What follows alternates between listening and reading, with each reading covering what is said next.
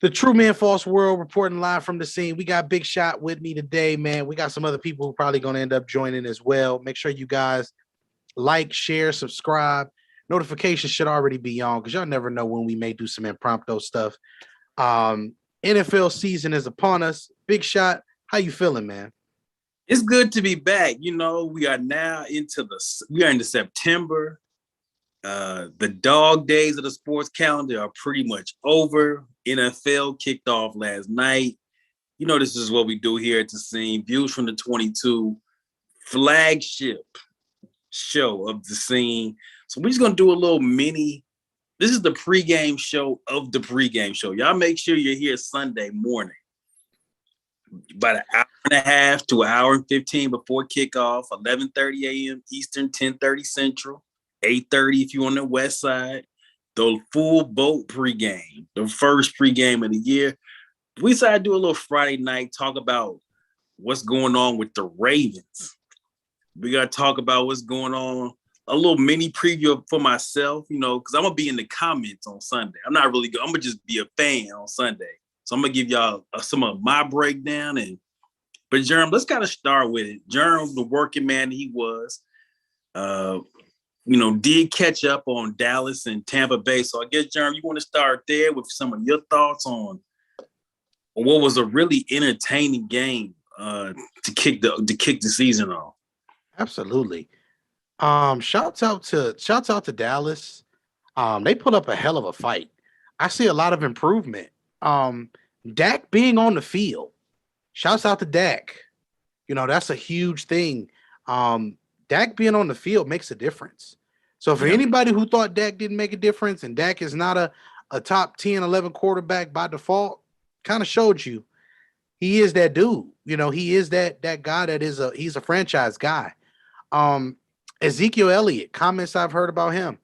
He wasn't explosive. He wasn't all this other stuff. You wouldn't be so explosive either if you had Vita Vea in the backfield the whole night.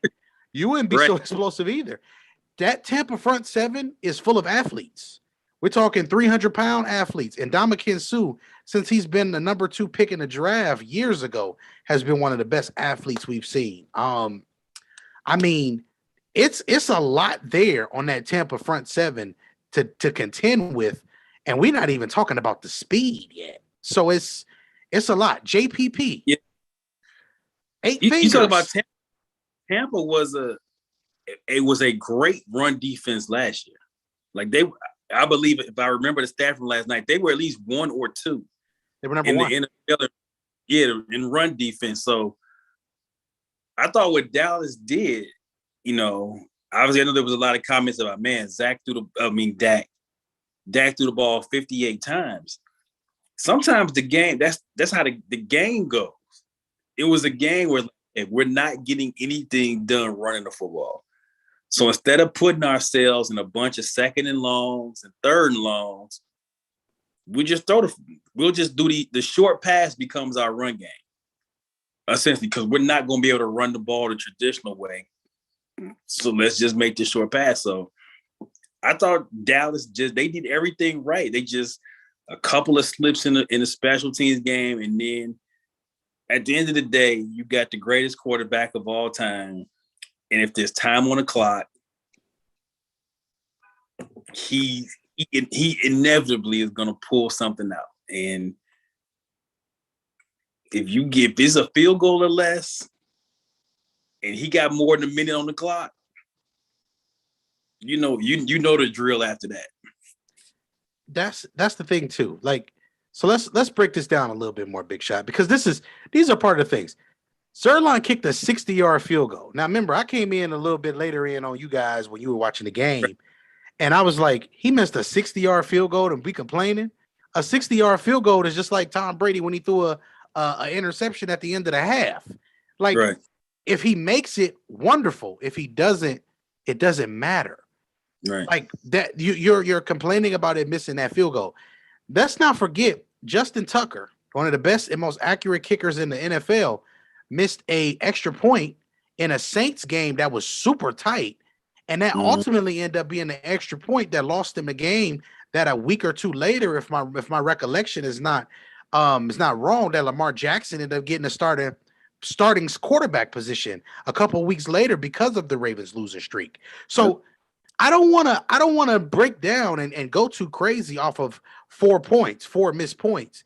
And I understand kicker's job is to kick, but the extra point has been harder and harder every year, considering the fact that you have so many athletes and they've moved it back. So we're mad about him missing an extra point. We're mad about him missing the field goal. Okay, cool. They left them points on the field. Okay, cool. They kicked what? 3 field goals. Okay, cool. Whatever. They should have been touchdowns. So let's add that up. That's 8 points. If you take that, then we add the extra point, that's 9 points. Let's just say for SHs and giggles, like my grandma would say, SH, that's her word. SH, because she ain't like to say, she ain't like to curse. She was a church going lady. You're right. But at the end of the day, let's just say 14 points is what they left. Let's not act like Tampa Bay didn't leave points on the field. Yeah. Let's not act like Tampa Bay didn't have just as many drops. Let's not act like Chris Godwin didn't drop a pass that Brady put on him on a third down that would have put them inside the 5 for more points. Let's not act like Chris Godwin didn't fumble on the goal line in a situation that would have put the game away. Let's not act like Tampa Bay didn't have opportunities here to score. Let's not act like Ronald Jones, who I keep telling y'all he ain't that dude. I keep telling y'all every year. Put it on the carpet. He's always a threat to put it on the carpet. And what did he do? Put it right on the ground. Put it on the carpet. He put it on the ground. Did Brady complain when Leonard Fournette, with his bad hands catching self, bobbled the ball and the ball got picked? It's one of them situations where it's so many things that happen during the time in a game that it's hard for us to just say that one thing or the other was the reason why a team lost. And then the pass interference, that's a back shoulder throw. For everybody out there who just talking, for everybody out there who think they understand football, let's just put it into perspective. What that is that's a wheel route. When Brady threw that ball, he threw it so Godwin's momentum would stop. He threw it to a spot where it would either go out of bounds or Chris Godwin would make a play. So he stopped his momentum, and Godwin is anticipating Brady doing that because that's a play you work on in practice, which is why Brady went to it without question.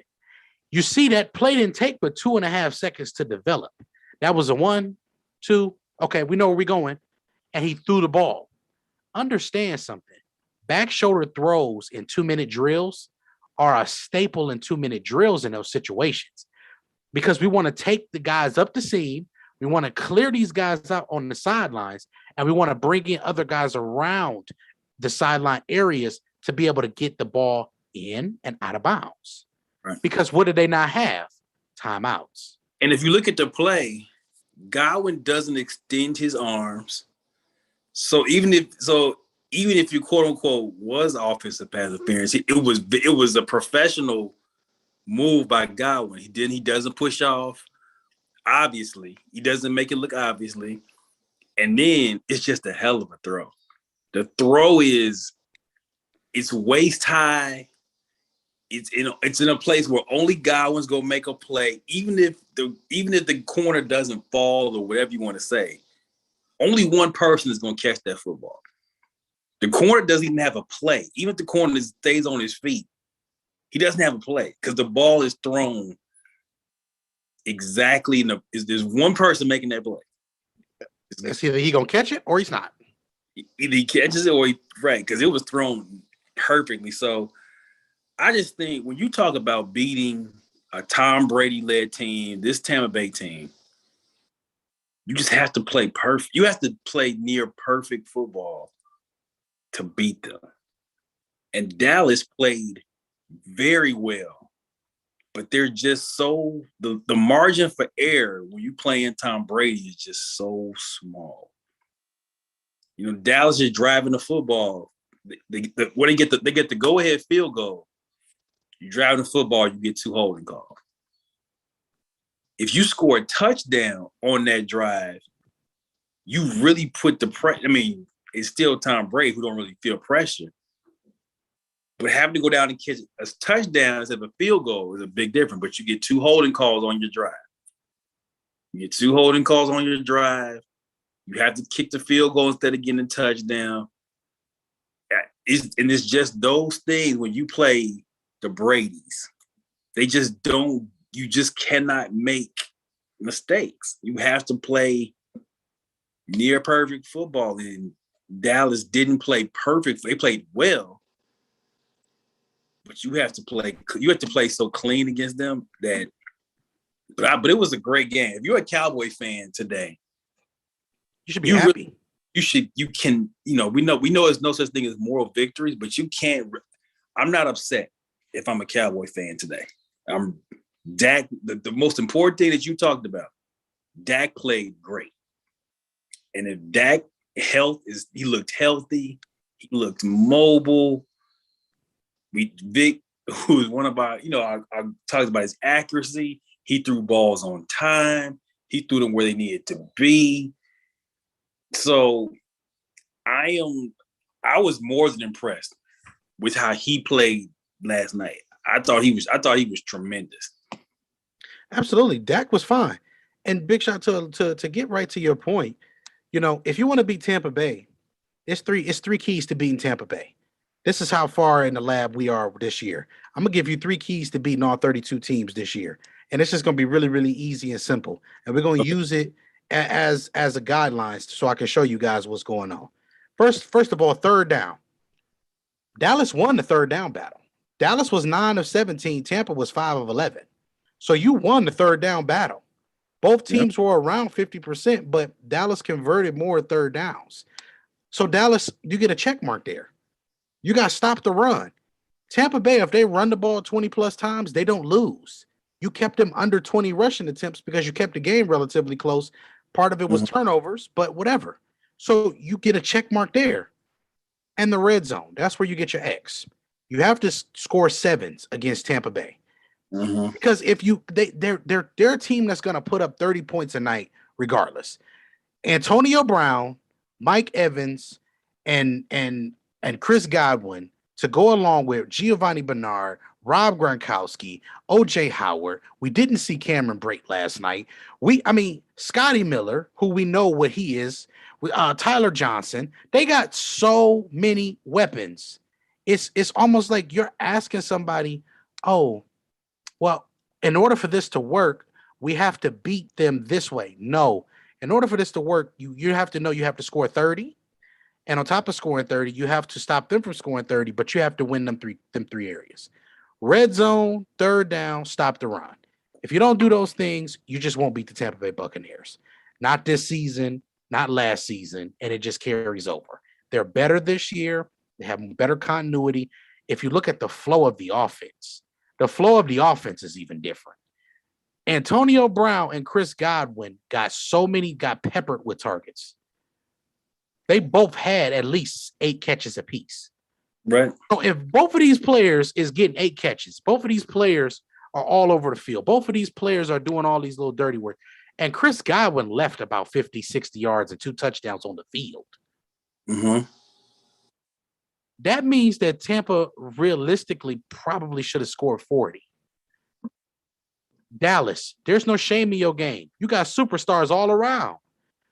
You have a young team and you're right at square one with a quarterback that has only played probably maybe his 8th game with this entire roster.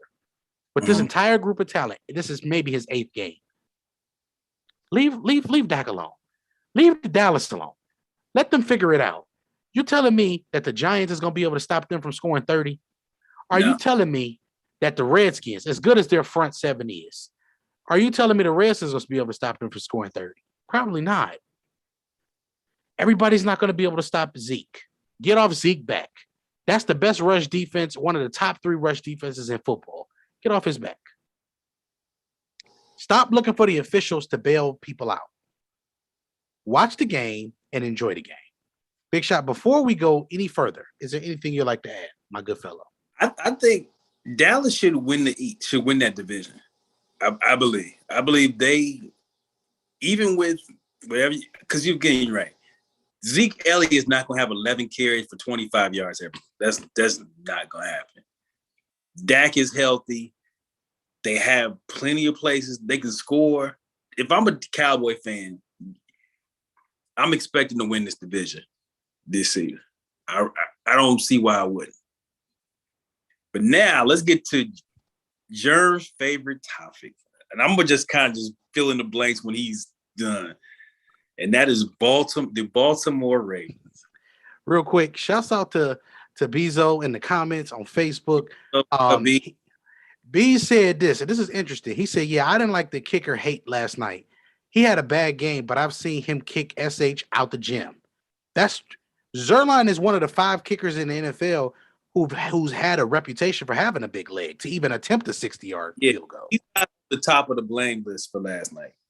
I mean, exactly, and also big shot. Bezo said 4 turnovers. 4. It doesn't matter, bro. You got 4 turnovers last night. You mean to tell me you couldn't convert 4 turnovers? Come on, man. We gotta get off it here. Shouts out to everybody in the YouTube comments as well. I'm paying attention to you guys too. Tanya's here, Dennis, Tyrell, Tyshawn. Shouts out to my brother Tyshawn in the comments. What up, West Virginia's finest? That's Randy Moss' nephew. Randy Moss, Williams, Jerry West, and Tyshawn. That's it. Literally. That's so it. That let me see. They also mentioned he had a sore back. Okay, Dennis, I don't want to talk about a sore back. That don't do me no good here. He was on the field. That's all I can say. Yeah, I mean, we said something funny. Tom Brady played all last year with a torn meniscus. Everybody said that's not a big feature. That's not a big feat. I don't know. I'm not trying to hear all of it. I just don't want to hear the speculation. I'm just here to report the news properly and accurately. That's all I'm here to do. Thanks, Bees, for tagging everybody. And they may rest Gronk and Brown as much as they want, but I just want y'all to know before I even go to the Ravens, did y'all see Gronkowski last night? He looked healthy. Look healthy. He wasn't running like Frankenstein like he was in the last couple of years. He knew it. Running like Travis said, he was running like a pure brand new deer. So now we're gonna talk about the Ravens. Now we're not gonna talk about the Ravens in a nasty tone. I don't have any reason to, because it's football season is right upon us. But here's what we do need to talk about right now in this situation. Lamar Jackson is now currently going into a very important and crucial year for his career. Okay.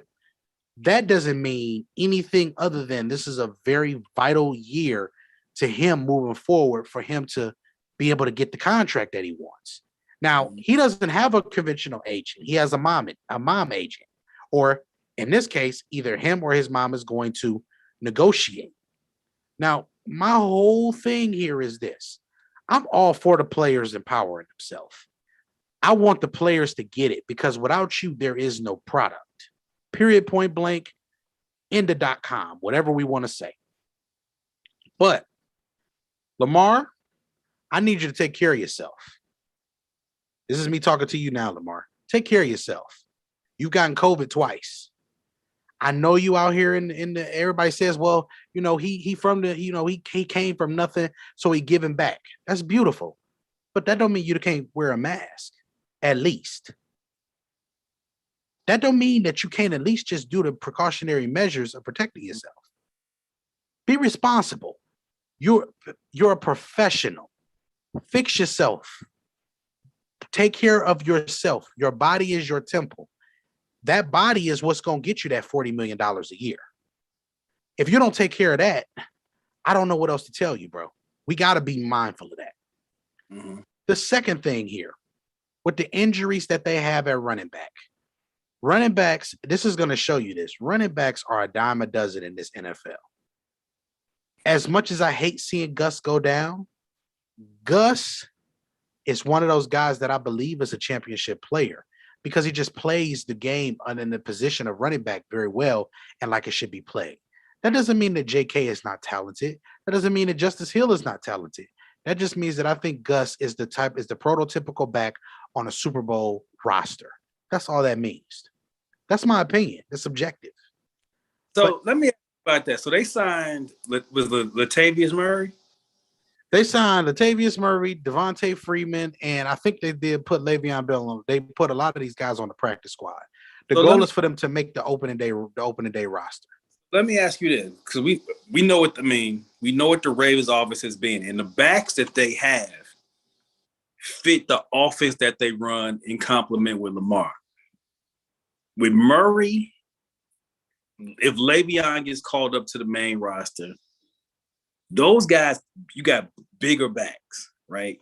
Mm-hmm. Those are guys who are not necessarily, you run your read option and they run outside. Like Murray and Le'Veon are really between the tackles runners for the most part, and for most of their career. If you're John Harbaugh, Greg Roman, offensive coordinator for the Ravens. Yep, he's the running game coordinator. Ron keeping up on his offensive coordinator. Do you adjust your running game now to say, hey, we can't run a lot of this outside zone read stuff, and we're going to run this ball more traditionally because this is what we have, because we only have Latavius Murray and Le'Veon? Or do you say we are not changing anything about this run game and we just going to run the same stuff we ran, even though the backs that we do have, it might not quite fit what we've been doing for the last couple of years? Great question. Mark Ingram is a similar runner to what Le'Veon and what's the name? And Freeman Right. and Latavius are. So in fairness, Big Shot, I don't think there's a right or wrong way, because I think the outside zone in this situation, it's not really used in a traditional way because Lamar is not a traditional quarterback in that right because of his speed, right? So it's like if we took Lamar and we put him with Le'Veon, Le'Veon is still one of the better backs in the league at not giving you a lot to hit. So with him being in between the tackles, it's going to be a lot more pressure on the interior of a defense, especially your linebackers and your interior linemen, because Le'Veon does a very, very good job of being patient, of allowing the play to develop. And by allowing the play to develop, as our guy Trav jumps in, that helps because it gets the lineman going down the field and it creates the creases. And that, in that instance, could be the thing that makes it a lot more dynamic. But that's if Le'Veon is Le'Veon. Now, as far as Latavius goes, Latavius is exactly the same type of runner as Mark Ingram, right? So they're going to hit the hole. They're going to run into the back of these linemen and they're going to push and go forward.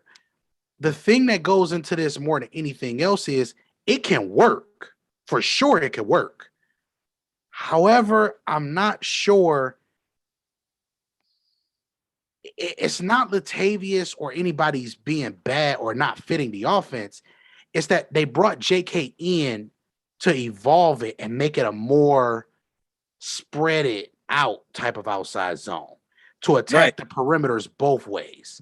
So that's why I said it's a great question, because your interior runners are guys like Gus, but Gus can also bounce it outside because he has the running back vision to do so. So to answer your question fully in one sentence, no, it doesn't change what we want to do, but it does make us go right back to what already worked when we were the number one rushing offense in the National Football League with over 3,200 yards.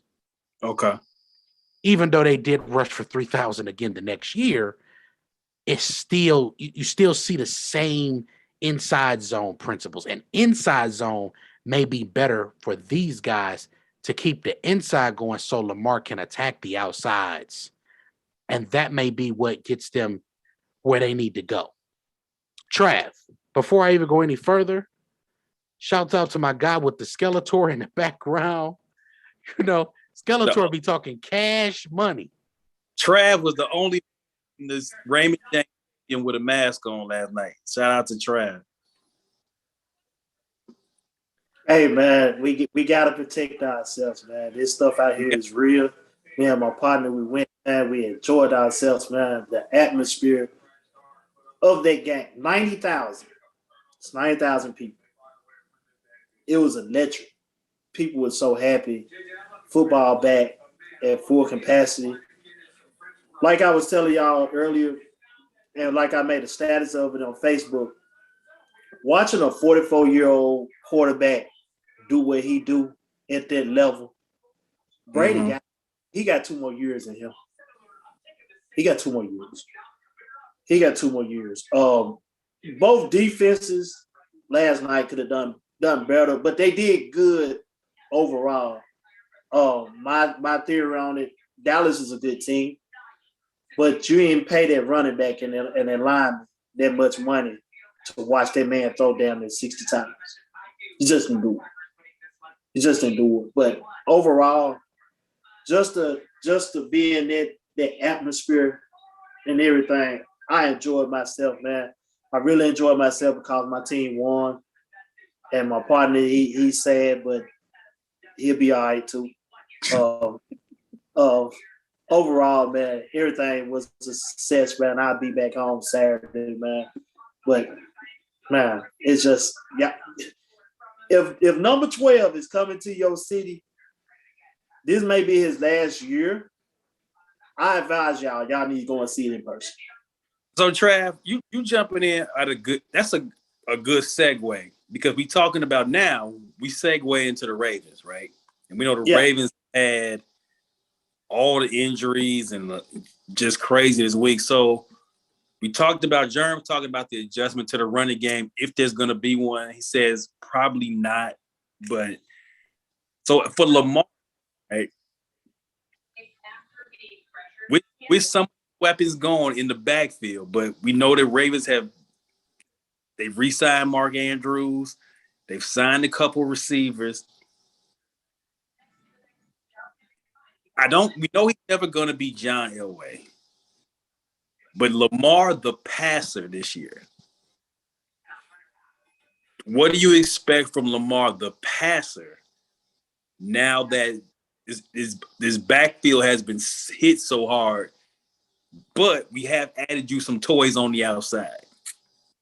It will shock me if he starts passing the ball more outside of the numbers. It would shock me, but if the percentages is good and he's getting it out there to those guys, they'll let you know that he has worked on something that he's been weak at.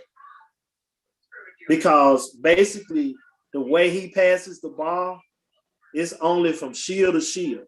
It's just like this. And that vision is basically inside the numbers. And that's where Mark Andrews gets numbers from. He gets it from him because that's all he sees at that point. But if he does pass outside the numbers a little bit better than what he did last year, it'll be a great improvement on his part. That's what I say about that. Jerm, I know you and Vic. I wish we had Vic. We definitely talk about get Vic on Sunday's pregame, 11:30 a.m. Eastern, 10:30 Central. Lamar the passer now, even if he had the full complement of everything, all the backs and everything, what is the next? I mean, this is probably going to say a really obvious, dumb question, but I'm asking anyway. What are you looking for if you're the Ravens before you hand out this money? Lamar the passer this year. So are we willing to pay a quarter? I'm gonna ask you a question. As everybody in the comments, I want y'all all to be honest. And I want y'all to be honest. Are we willing to pay $40 million for a player whose best season he passed for 3,100 yards, he rushed for 1,200 yards, he had 42 touchdowns, or maybe it been 42 or 43 touchdowns, and we get a first-round playoff exit, and we've never been past the second round of the playoffs. Mm-hmm. But also on top of that, he's missing not only wide open players every week, but we have a situation where it's only so much we can do with this player. Are we paying $40 million for a limited quarterback, considering that this is the same offense that Colin Kaepernick took to the Super Bowl? Right. And if the answer to that question, y'all, I just want y'all to be honest with me. If the answer to that question is yes, what do you think of him as a passer? Because as a passer, he's below average. He's not average, he's below average. Because the quarterback position is about completing passes outside of the numbers. Inside the numbers doesn't make you a great quarterback. Outside the numbers is what elevates you to the next level. That's the reason why guys like Amari Cooper, CD Lamb, even though he plays a lot more inside because of the offense,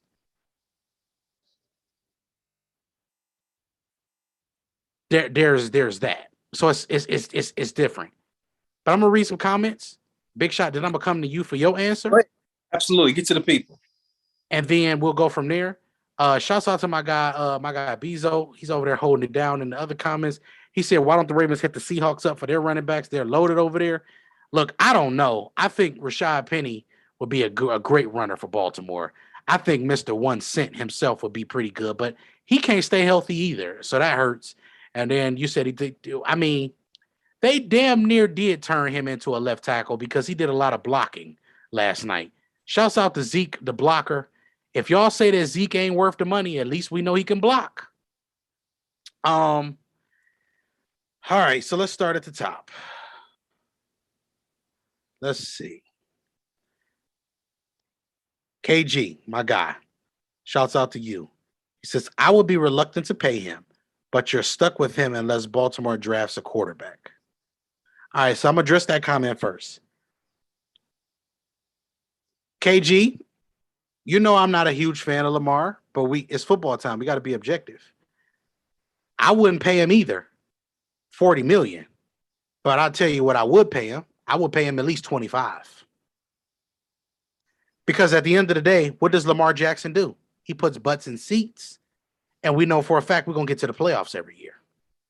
As long as we keep a good offensive line, we got Lamar, and we at least be comparable on defense. We know we're going to make the playoffs every year because we're going to bully 9 out of 10 NFL teams we're going to play.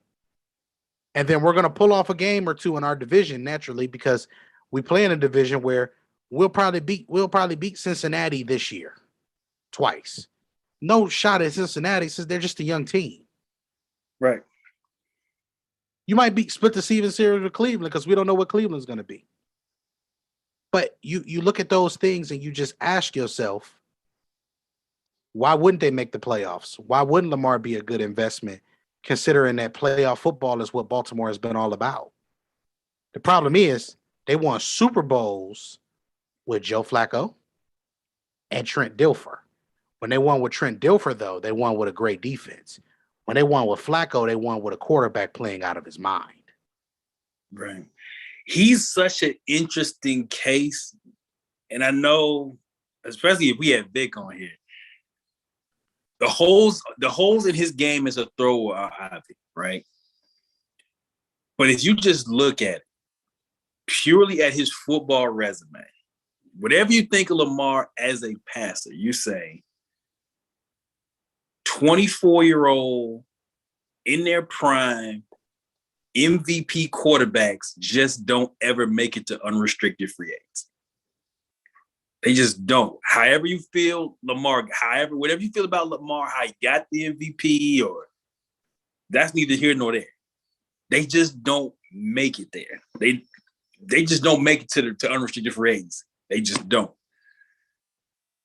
I think what becomes an interesting decision if you are Baltimore, I think this is something that Harbaugh probably is going to have to really decide.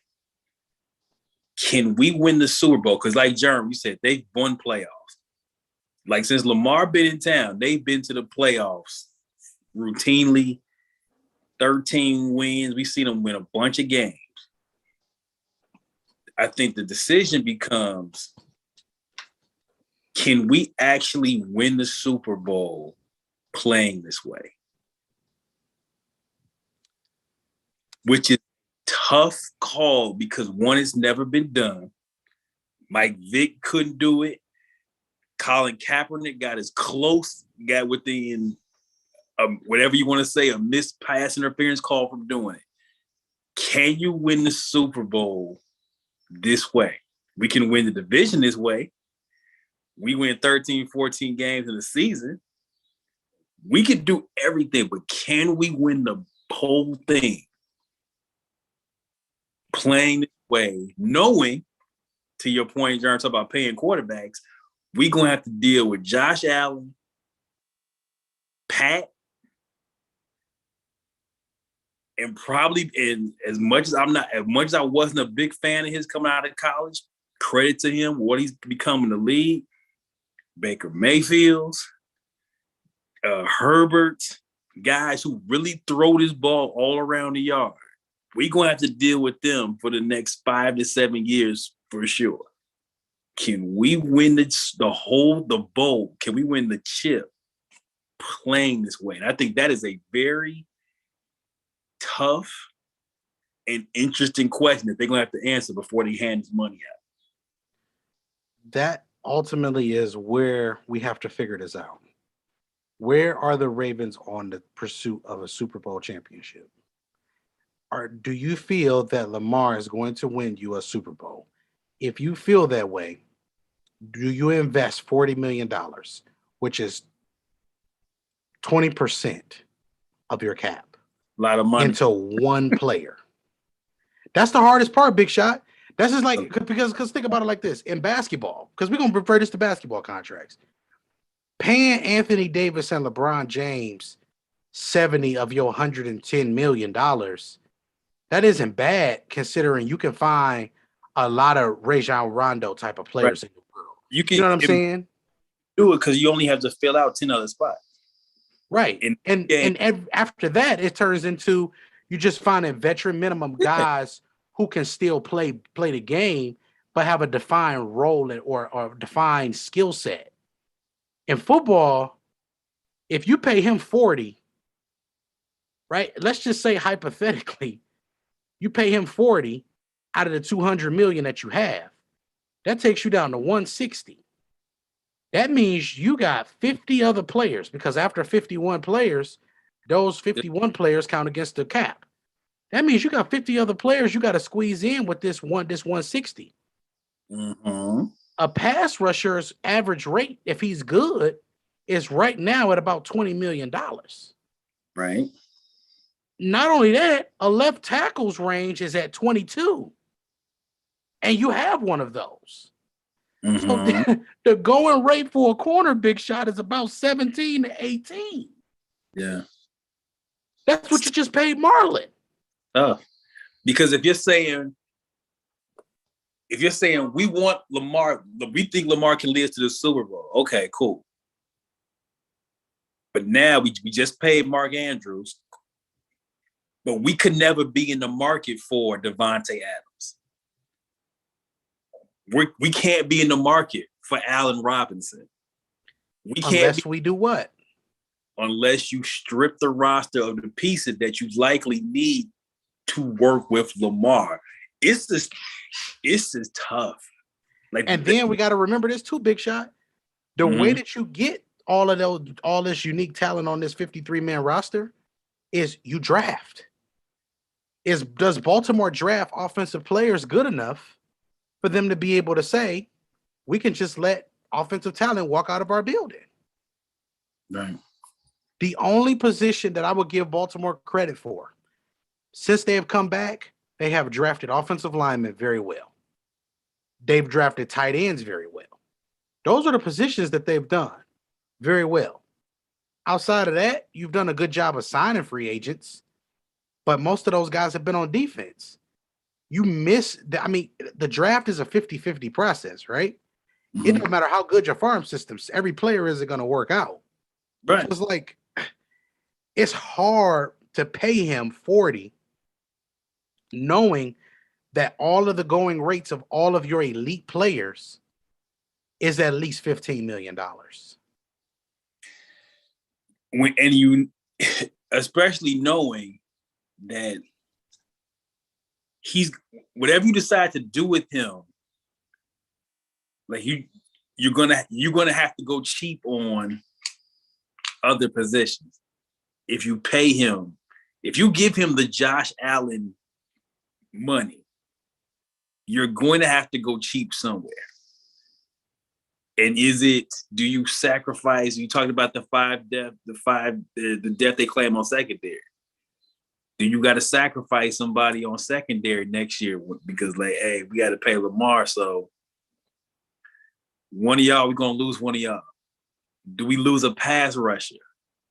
Lost Jude. I mean, I know you all are not big on Judon, but you lose Judon 1 year. Do you lose another pass rusher next spring? They already did. They lost.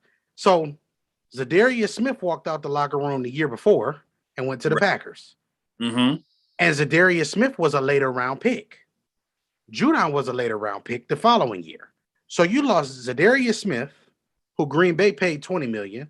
Then you lost Judon. So you lost both of your premier pass rushers in 2 years. Now imagine this. You brought in Earl Thomas, but the reason why they brought in Earl Thomas was because they wanted to have the quote-unquote best secondary in football. But Earl's personality didn't fit with their personality of a lot of the players around him. But you know what's funny? And I'm going to say this, and I'm only saying this to defend Earl in this situation. Mm-hmm. Richard Sherman is probably one of the loudest talking dudes we've ever seen when it comes down to barking. True. Earl never got into it with Rich. So it almost makes it feel like Baltimore's trash talking. It was like Earl was like, yo, y'all ain't never won nothing for y'all to be talking like that. Uh-huh. And that's what it felt like. Are we done with the Ravens? Because I'm glad you said Richard Sherman. Because I want to get on to something you and Vic have talked about that. Y'all can try to educate me on something, right? But are we done with the Ravens? Yeah, real quick, I'm going to finish this with a couple things. Bees, I appreciate what you're saying when you said, $30 million for a quarterback, for above average quarterback, and 10 for the running back. So you would. I'm not mad at that. I'm not going to be upset with that at all because, again, I can't tell nobody I don't run a franchise. I would love to. I think I would be great at it. I think I'm good at evaluating talent. I think I'm good at the whole thing. But with that being said, that's just me being me. But at the same time, until I'm in that situation, I really can't say some of the things that I have to be fair to what the GMs is under, the type of pressure that they're under. I don't know if I could do it. I don't know if I could do it. I would be very, very skeptical because the number one thing is, and again, this is how we're going to wrap this up. I would have never drafted him. He would have never been on my roster. And that's just me. But that doesn't mean that he doesn't have value. That just means that I don't think he's the quarterback for my team. That's all that means. So with that being said, Ravens, my final synopsis of your season. Lamar, this is for you. I need you to have a better year than you had your MVP season. If you do that, that at least shuts up my criticism of you not being able to be a quarterback of a winning team even when the chips are down. Because right now, the chips are down. You're losing people left and right. You just lost one of your 5 best defensive players. You got a lot of stuff on your plate. Not to mention, you're also behind on the new stuff that Greg Roman is inserting into the playbook. Now, I don't want to be this person, and I don't want to say this, but we about to be 100% realistic and honest about this. If Lamar Jackson is struggling with the new pass concepts now that Greg Roman is inserting into the playbook, COVID or not, that don't stop you from being able to read and understand what's going on. So is Lamar the player that y'all think he is, or is Lamar the player that he's shown me that he already is? It's tough. This year, we're going to figure that out. So, Big Shot, what's your question? So, speaking of Richard Sherman and speaking of Greg Roman, this leads perfectly. Perfect segues, a great bounce pass thrown by Jeremy in the open court to me. I'm going to say you because I don't do point thinking. I'll say Vic and Mo. What's the big over here? San Francisco. I get it, but to me, Germ, and you tell me where I'm wrong on this because I love to be educated. I think the Jimmy Garofalo thing, that's too.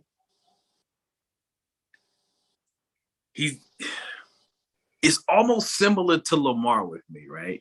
In a different fashion. I just don't think you can game manage your way to a title in this league, man. I really don't think this league allows you for your quarterback to be 16 for 25 for 170 yards every week. I really don't think. And I know you all love the 49ers talent everywhere else. The line play, the defense, Debo. But Jimmy Garofalo, Super Bowl winning quarterback. Are y'all really sure about this? Because I watched the preview. And all three of you who are football minds really like the 49ers. And I'm sitting here like, I just don't. Yes, they went to the Super Bowl 2 years ago. I was there. I remember it. I don't know about that one.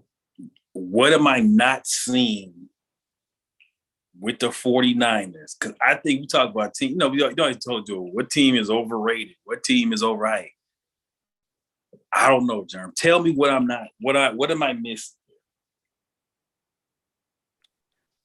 So while you were talking, I was trying to go back in my memory, right? And looking at notes on my desk, which I got so many. The lab don't stop. I hear you. It don't, because you know what? You're saying stuff that I'm already thinking, right? And I've already put it out, and it's already here.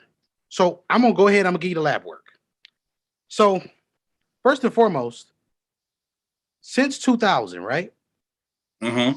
Dilfer, he was a game manager, and they won because of the defense being one of the best all time. Right. 2001, that was the prime years of the Patriots. Brady won. He didn't have a great game that year. The next year, Brad Johnson was the starting quarterbacks for the Bucs.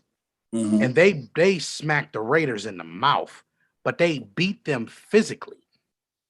And then they just kind of just dominated them, right? So that's 3 years in a row. But the 2000s is a different era, because then we go, because then, Big Shot, we change, because then we go 2003, the Patriots win, but they win in a shootout. Then the next year they win, they beat Donovan McNabb and them by 3 points in a game where Deion Branch is the Super Bowl MVP, which was weird, but whatever. Then we go to the Pittsburgh Steelers when they beat the Seattle Seahawks. Mm-hmm. That was Ben's first Super Bowl, right? Ben wasn't great in this Super Bowl because if we remember correctly, in 2004, like we talked about last night, 2004 was when the Steelers was 15-1. They went to the AFC Championship game and lost to New England. Right.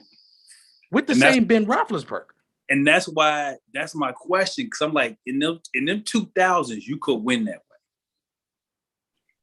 But in this, we talked about Dallas last night, right? Mm-hmm. Having a good defense, had a good defensive game plan, and still gave up 31 points.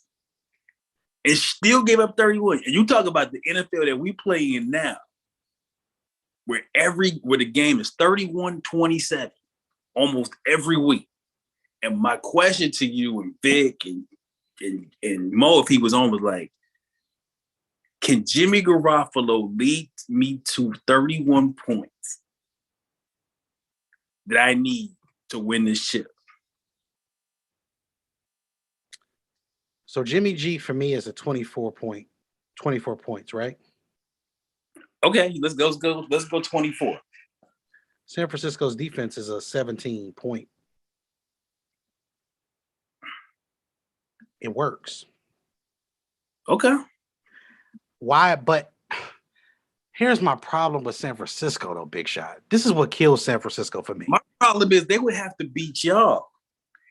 And to me, Who's gonna get into the shootout and say, listen, with the GOAT in Raymond James, we gonna hold Tom Brady in Raymond James to 17. Here's the problem. I don't think this is gonna be messed up when I say this. Uh-huh. I don't know if they beat Matt Stafford and your Rams. I don't think so either. You know why I don't know? Because it's a no-fly zone on part of that field.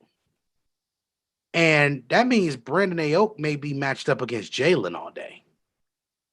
That's going to be interesting in itself. But not only that, George Kittle should be used just like Gronk is used. And he's not. So listen, I'm going to be real with you. I know y'all love the roster. Like, it's just that front seven. That front seven with Fred Warner, man in the middle, is incredible. The speed, the tenacity.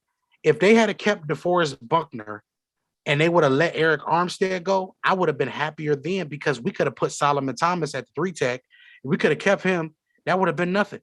I'm being honest, man. The 49ers put the blueprint together that we now see with the Washington football team.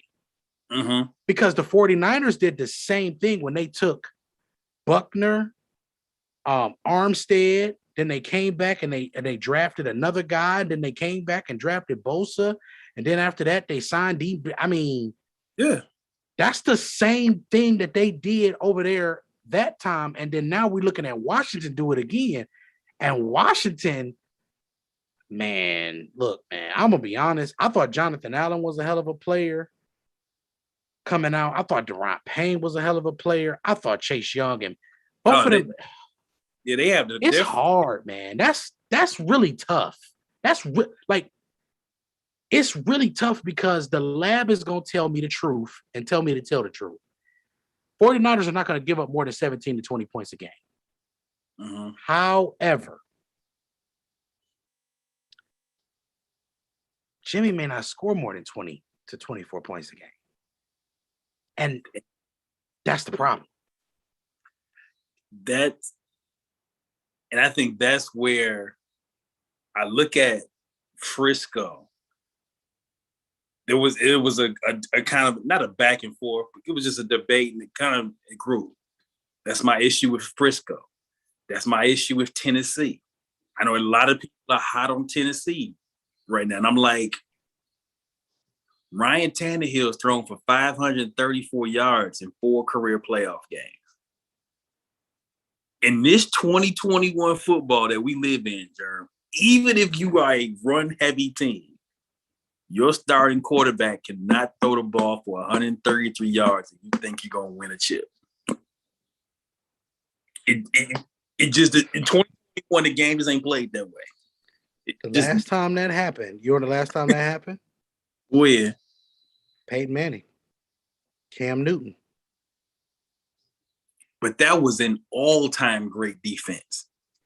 But you know the even bigger point that I'm pushing with that is Go ahead. The quarterbacks were equally SHE. Mm-hmm. Cam played terrible and Peyton played terrible. And on top of that, the defense, and Von Miller was a Super Bowl MVP, big shot. He was the most important player on the field on both sides of the ball. So it's almost like it didn't matter. You know what I'm saying? Like, I'm going to be honest. All-time great defense or not, Cam played terrible. I'm going to call it what it was. And then Peyton played terrible. So it's like, to your point, why it worked for Peyton that year is because of who he was playing against. No, absolutely. I'm just looking at, when I look at that, but that proves your point further, by the way, because I don't think either one threw for more than 170 yards. And I'm not about to look at this. Hold on. Big shot. I think you done struck a nerve that's going to cause more lab work. Because the reason I look at that, John, is I'm looking at, you look at Frisco, Tennessee, who people like kind of really like. And I'm just like, yo, you playing in this 2021 era of football with 30 points, you got to walk in the building with 30. You playing Pat Mahomes and Josh Allen and all these boys, you got to walk in the building with 30 points. Even if your defense has a good day. If your defense has a good day against Kansas City, you still going to score 30. That's a tough thing, man. Because even with that, it doesn't that type of stuff doesn't even matter. It's just it ain't even about the points at that stage. It's just about, do you put enough? Are you able to stop the run? If you can stop, see, this is why the Bucs are going to be a hard team to beat. They make you one dimensional. Mm-hmm. By making you one dimensional, that automatically changes the entire complexion of the game. Because now it's already saying, okay, well, what's your next trick? Because you can do all of the passing concepts that you want, but you're not about to run this ball on me for 190 yards, though. I know that. So are you? Cause I watched the preview, and people should go back and watch the prediction show. You got 2 days to watch it before we get to the real. I also heard Indianapolis. Now, we look like Carson Wentz looks like he's going to be healthy enough to actually play Sunday. Shout out to that. Another team, nice roster.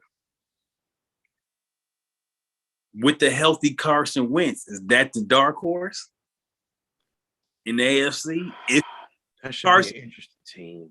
Carson Wentz gets full season, is Indianapolis the fly in the ointment in the AFC? Indianapolis is in a very interesting place because they have all of the components. If the defense stays up to par, being a number one overall defense, a top 10 defense like they were last year, which I don't know if they will be, and they continue to run the ball with that offensive line, I think they'll be fine. By the way, they picked up Eric Fisher. Okay. So if Eric Fisher plays better with a quarterback who stays more in the pocket, hey Pat, I just want you to know I'm gonna talk about you. But just so you know, Big Shot, this is crazy. This is really bad. In that Super Bowl, there was no touchdowns thrown by either quarterback. Cam threw the ball 41 times. He only completed 18 passes.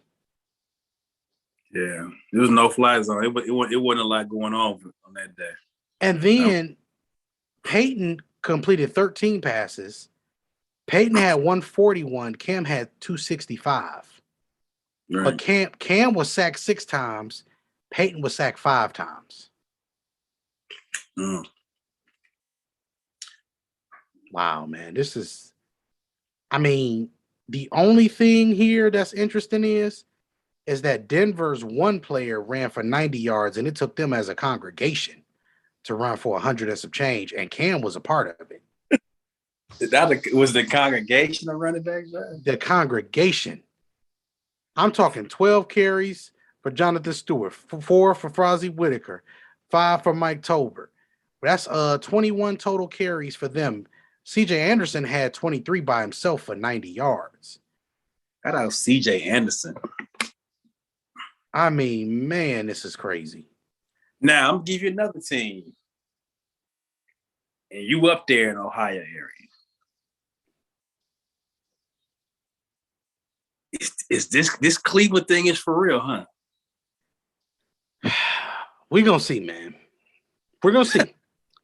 I'm going to be honest. On paper, that is a roster that only an illegitimate football fan could disrespect. You want pass rushers? They got pass rushers.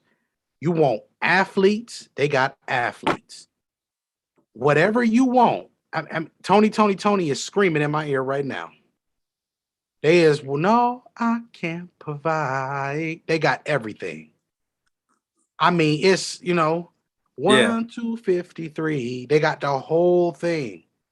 It's just, can Stefanski get Baker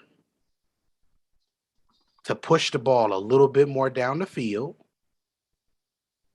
without putting the ball in jeopardy? If you can do that, and you can turn around and hand the ball to Nicholas Ebenezer. You're gonna be in a good spot.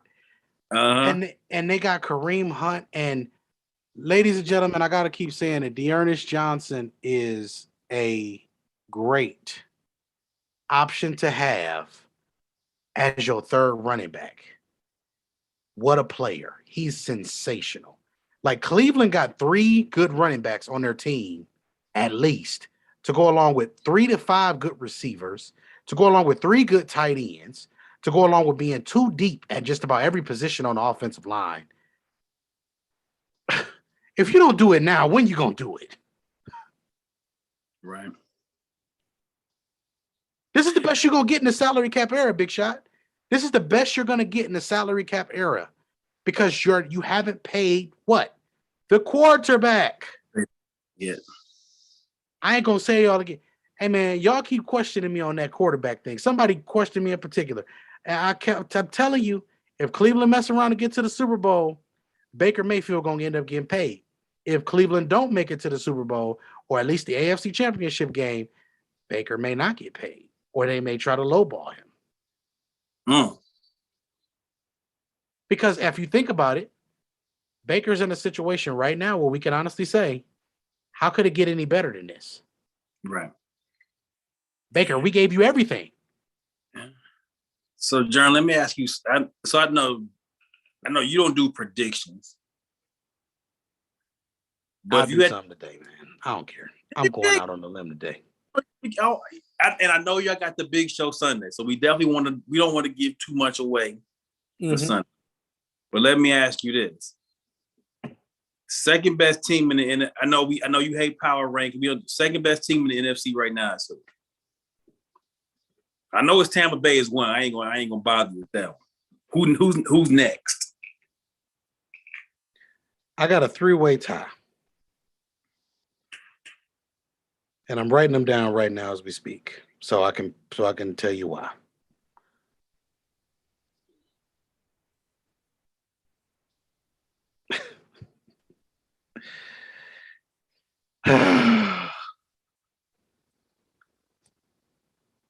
We got the Rams, we got the Saints, and we got the Packers.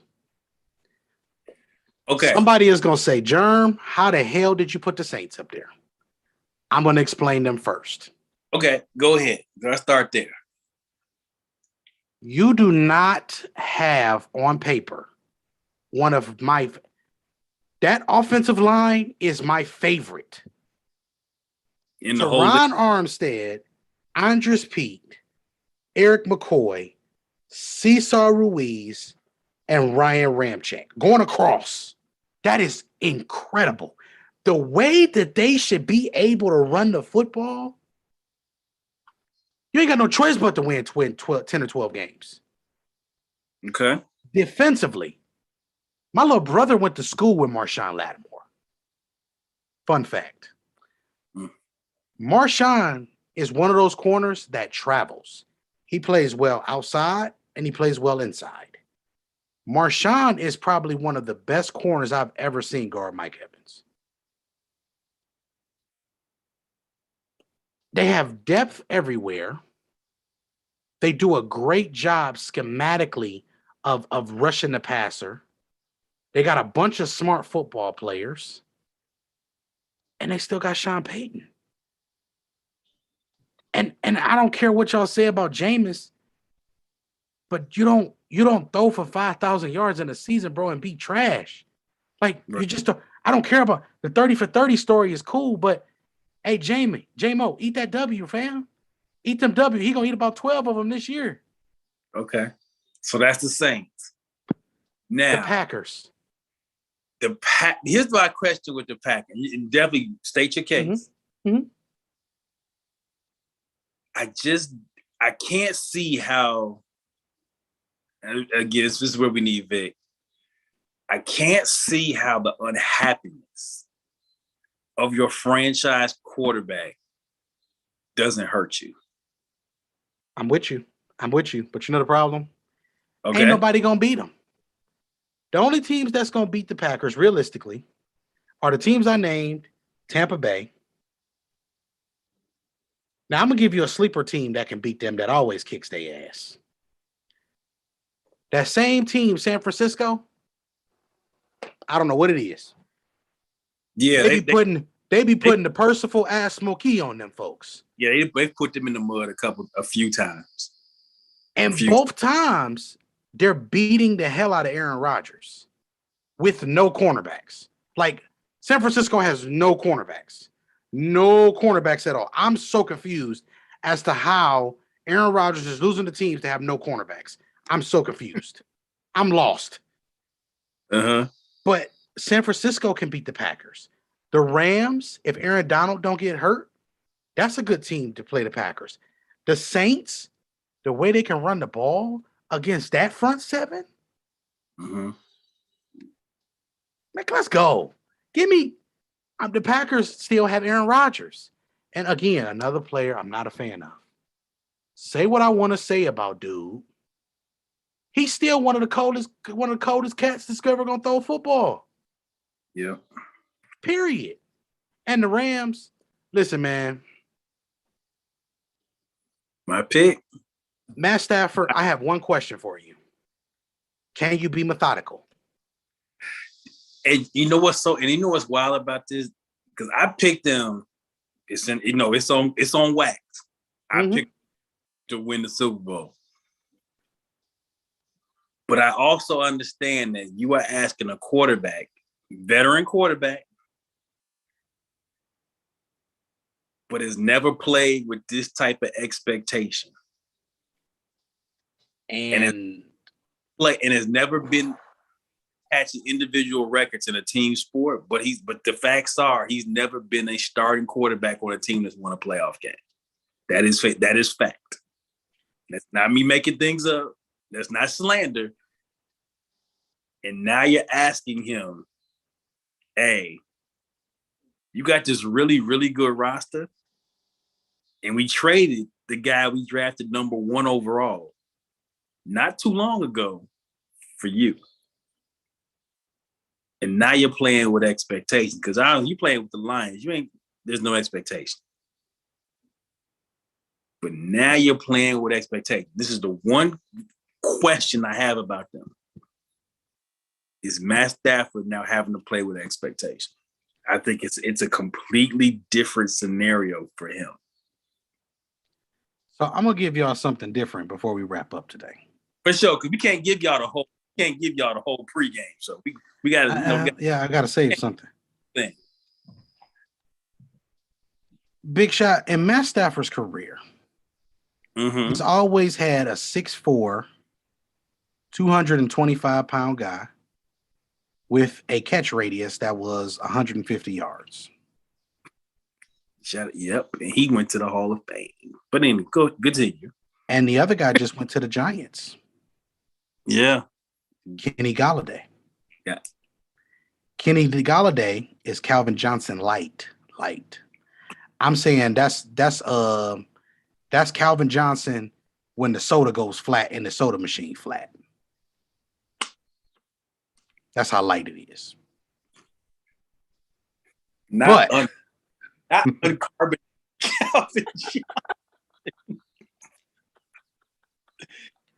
Hey. Funny, man. Calvin Johnson. Look, I'm sorry. You wild for that, but go ahead. I'm listening.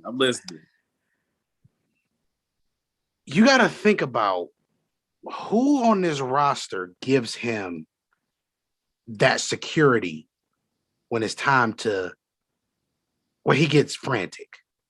Who's going to be that guy for him? And that's another big change.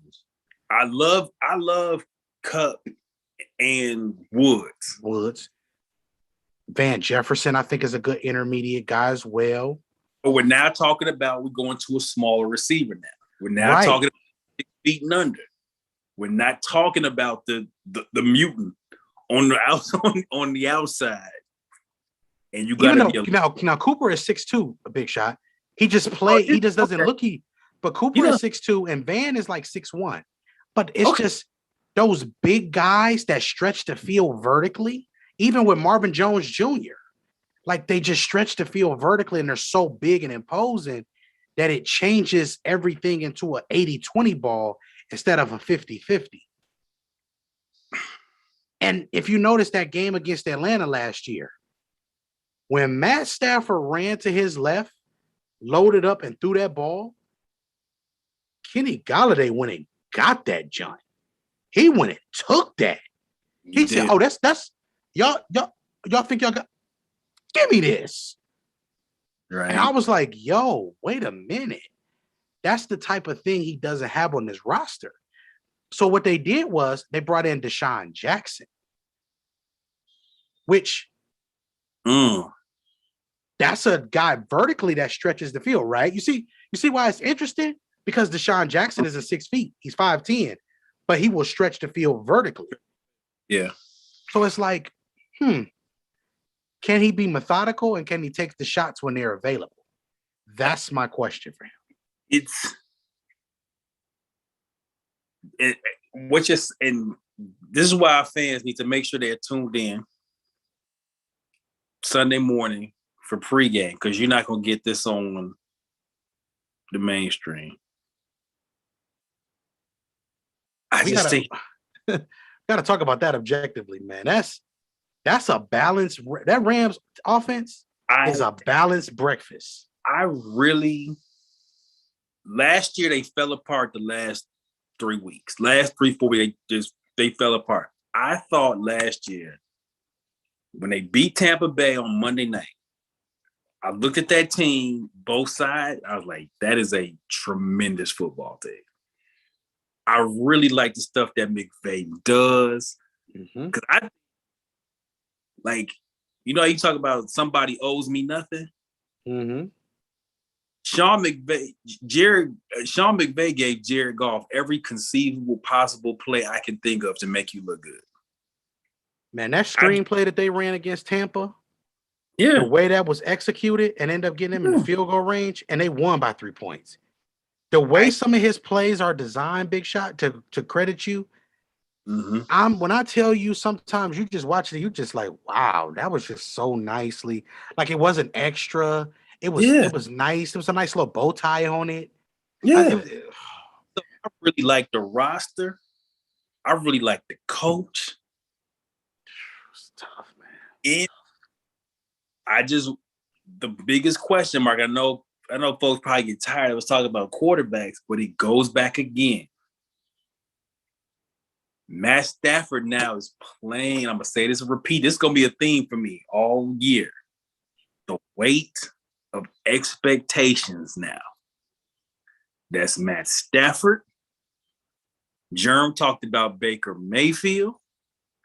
We are talking about Jimmy. If this 49er roster is being what you all have said, Jimmy Garoppolo, your boy down in Tennessee, Ryan Tannehill. Now there's expectations on this. Now it's no longer, hey, you just got to the playoffs, cool. Now you are expected to win it. And this is why I took the Rams. I didn't pick the Rams with a ton of confidence. But I just really like the roster. But that is the scary part for me picking them. Is Matt Stafford now playing with a real spotlight now? Now you're playing with expectation and understanding that you have a team that is 1 or 2 players away. Are you that one or are you that player? And you're supposed to be the one. We won. They made that trade because you're the one. Hey, he Jet Li, huh? Yeah, they could have.